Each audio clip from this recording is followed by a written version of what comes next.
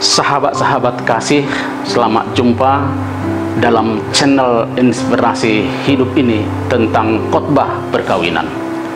Saya Pastor Markus Manurung, OFM Cup, ingin membagikan kepada kita semua satu refleksi perihal khotbah perkawinan perlu dipersiapkan. Mengapa muncul ide membuat video tentang perlunya persiapan khotbah ini? Alasannya adalah pengalaman saya menjadi imam di beberapa paroki, dan lebih konkret tentu saja karena pengalaman mempersiapkan khotbah perkawinan sebagai imam. Selama 24 tahun saya menjadi imam, saya merasakan tidak mudah mempersiapkan khotbah. Dalam banyak pengalaman terkait dengan pemberkatan perkawinan tersebut, saya mengalami kesulitan karena berbagai alasan. Pertama, terkadang sulit mencari tema khotbah yang cocok dengan situasi daerah dan latar belakang si pengantin. Yang kedua, mengelakkan supaya khotbah tidak selalu sama, terutama di tempat yang sama. Ketiga, ketika harus menggantikan teman pastor yang berhalangan dan waktu sudah begitu sempit. Dan yang keempat, begitu banyak kesibukan sehingga tidak sempat mempersiapkan khotbah. Hal-hal ini sungguh-sungguh saya alami ketika melayani di salah satu paroki yang besar. Di tempat yang sama, saya berulang kali memberkati perkawinan. Tentu saja pendengar akan kebanyakan orang-orang yang sama. Maka tidak cocok kalau khotbahnya yang itu-itu saja. Namun saya harus mengakui kelemahan bahwa saya terkadang hanya mengulang-ulang 2 atau 3 tema khotbah saja. Oleh karena itu, saya tidak heran bahwa umat terkadang berkata, para pastor selalu menyampaikan khotbah yang sama.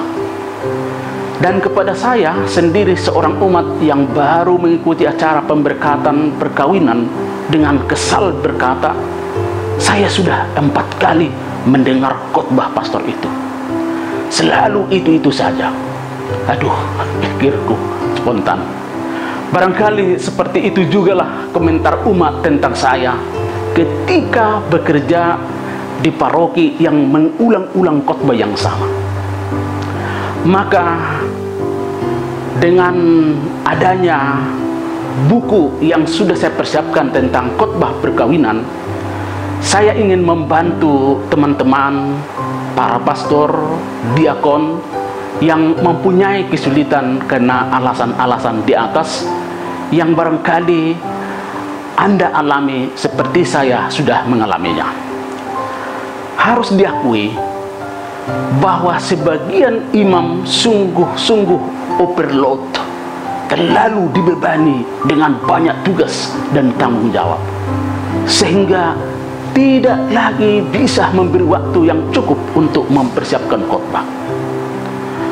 Secara teori, mereka sebenarnya sadar bahwa tugas utama mereka adalah mewartakan sabda, yang terutama terjadi dalam pembacaan dan penjelasan kitab suci.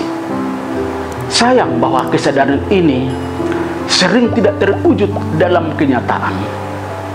Akibatnya, khotbah yang disampaikan terkadang terlalu singkat atau terlalu panjang, kurang mengena, dan pesan khotbah kadang-kadang tidak jelas. Ada juga kecenderungan atau bakat beberapa pengkhotbah membuat umat tertawa-tawa selama dia berkhotbah. Dalam hal ini yang penting ialah pembedaan antara pengkhotbah dan pelawak. Bahaya yang lain orang tidak tahu bahwa tugas pengkhotbah itu adalah menyampaikan pesan Allah, bukan untuk membawa orang tertawa. Yang terakhir adalah tugas pelawak. Pengkhotbah bisa melawak dengan tujuan menyampaikan pesan, bukan hanya supaya umat tertawa. Bahaya lain yang bisa terjadi adalah lawak yang tidak mengena atau tidak ada hubungan dengan pesan kitab suci atau Injil, karena memang tidak ada waktu untuk mempersiapkan khotbah yang benar.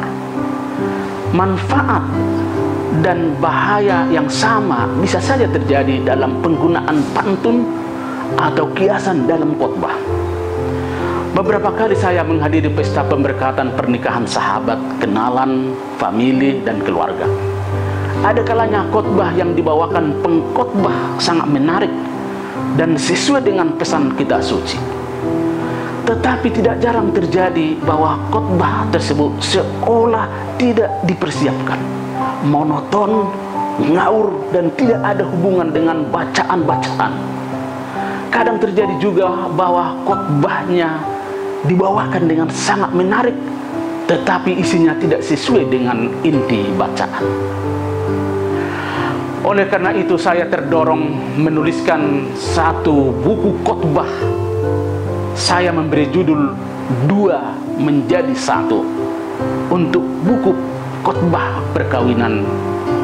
Menurut hemat saya, judul ini mengungkapkan inti paling dalam dari sakramen perkawinan.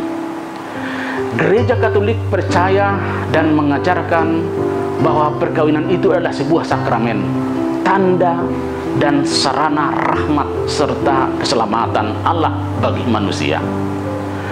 Melalui sakramen ini, Allah mempersatukan dua insan laki-laki dan perempuan menjadi satu dalam cinta.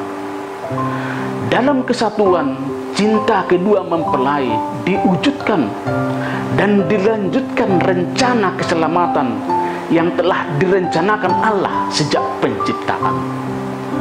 Kesatuan cinta yang diridhoi dan diberkati Allah ini menjadi awal sebuah keluarga. Yang mempersatukan kedua mempelai ialah Allah. Maka apa yang telah dipersatukan Allah tidak boleh diceraikan oleh manusia. Buku khotbah yang saya tulis hanya salah satu cara untuk mempermudah para pengkhotbah. Cara mempermudah di sini maksudnya bukanlah menyediakan khotbah yang sudah siap pakai, tetapi memberikan inspirasi untuk menyusun khotbah sendiri yang sesuai dengan situasi dan konteks pengantin.